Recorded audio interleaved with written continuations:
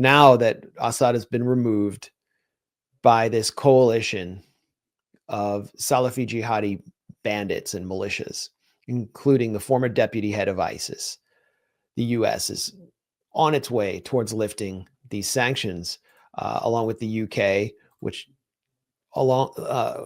sent some Foreign Office diplomats to meet with Jolani in Damascus last week. We don't have photos, but Barbara Leaf, who is the Middle East liaison for the State Department, also held a meeting with Mohammad Al-Jolani. And very fruitful meeting. Very fruitful, yes. Yeah. Because she announced afterwards that whole $10 million bounty that we placed on Jolani's head, because he's the former leader of Al-Qaeda in Syria and a former deputy ISIS leader, that whole $10 million bounty thing, never mind that, we're not going to enforce it. Because she said that he showed pragmatism and moderation and all that good stuff. So, yeah, the whole $10 million bounty thing, never mind that. Yeah, and you can imagine the meeting, how it went down. It's like, will you promise not to attack our troops in northeastern Syria as we continue to cannibalize the Syrian state? Yes, I promise. I promise. Will you promise not to resist Israel as they take over the rest of the Golan Heights and refuse to hand back what they occupied in 1967? Will you promise to not do any armed insurgency against Israel? Yes, of course. We don't want any war. Will you balk like a chicken for a Klondike bar? Yes, I promise. I will do anything you ask me. Will you let me sit on you as a bench while I take down these notes and send them to Tony Blinken, as if you were in a Borat movie? Yes, I will do that. I will do anything you ask. And will you change your Zelensky shirt, which we provided you through our CIA costume department, to a three-piece suit minus a tie, so you still seem modest, and allow us to coach you as a politician? Yes, I will do that. And Jolani has, for now, agreed to be the perfect puppet.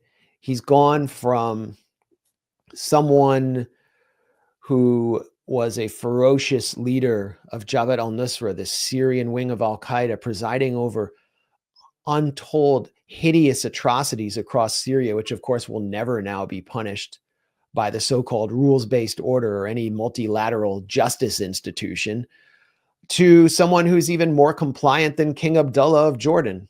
And so this is a wet dream for the West, for NATO, and for Israel. And that also speaks to why Bashar al-Assad was constant, and his government was constantly targeted with sanctions. We're told, oh, Bashar al-Assad was so corrupt. He's a killer. He has mass graves. They don't care about that. It's all about Syria's role as the last independent Arab state, which still had relations with Iran and Russia, hosted Russian bases, and called on its alliances to defeat a dirty war while supporting Hezbollah and allowing Palestinian resistance groups to maintain offices in Damascus, and allowing Palestinian refugees to be armed. And by the way, treating Palestinian refugees far better than they're treated in places like Lebanon. This is why Syria was sanctioned. This is why there was a dirty war against Syria. And it doesn't matter that the former deputy head of ISIS has cleaned himself up or not. As long as he just gives up independence and sovereignty, the West will remove the bounty from his head and allow Syria's economy to return to life. That's all this is about. It's not about freedom, democracy, or human rights. The idea that you would sanction a country over corruption concerns is moronic. If you care about corruption, the last thing you should do is impose sanctions. Sanctions encourage corruption, and they certainly did in Syria. When you impose sanctions on a country, it fuels a black market. And in Syria, those who controlled the black market were able to profit while everybody else suffered. I mean, that's just like sanctions 101. Everybody knows that. So this idea that like the sanctions were about Assad's corruption is such a joke. And one point about the earthquake aid, Jolani, when he was heading Idlib, his initial reaction when the Syrian government tried to send earthquake aid into Idlib, and Idlib was very badly hit by the earthquake, Jolani rejected it. And he was forced to finally take it after he came under pressure from international actors. But that was his instinct as the leader of Idlib, was to reject earthquake aid for his people because it was coming from the Syrian government. Yeah, well, because Turkey told him to. I mean, Turkey did not want him to take it. And the lobbyists in Washington, Hekmat Abu Khater covered this for us. The Syrian opposition's lobbyists in Washington lobbied against earthquake aid for the Syrian people. That's how much they care about Syria. Yeah, what's his name? That guy from the group Mgage. Wael al-Zayat.